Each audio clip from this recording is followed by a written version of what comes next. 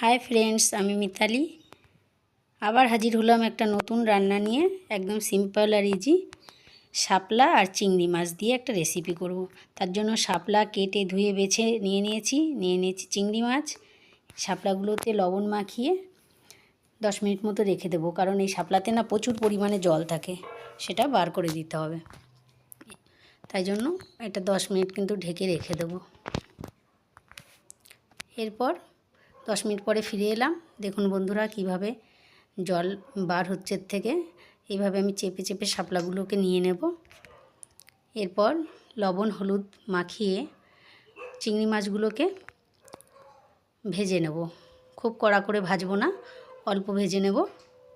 চিংড়ি মাছ খুব কড়া করে ভাজতে নেই, তাহলে কিন্তু খেতে ভালো লাগে না। এবার কড়াইতে চিংড়ি মাছগুলো দিয়ে দিলাম। 3 থেকে 4 মিনিট এরকম নেড়ে চেড়ে কিন্তু ভেজে নেব। দেখুন চিংড়ি মাছগুলো আমার ভাজা হয়ে গেছে প্রায়। এবার এইগুলোকে আমি নামিয়ে নেব।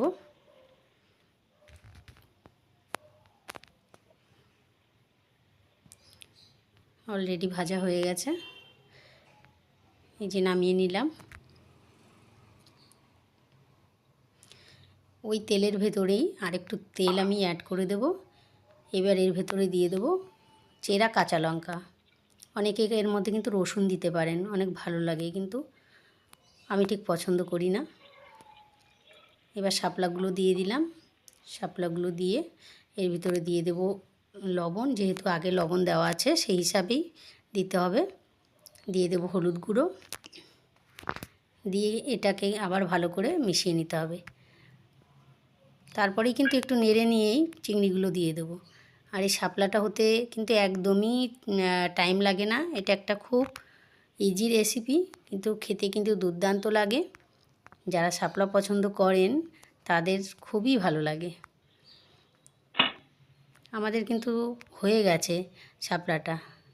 দেখেছেন বন্ধুরা, কত তাড়াতাড়ি রান্না হয়ে গেল।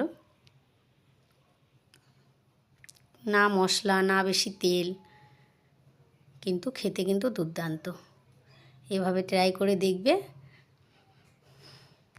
আশা করি ভালো লাগবে। আর ভিডিওটা ভালো লাগলে লাইক করবেন, সাবস্ক্রাইব করবেন।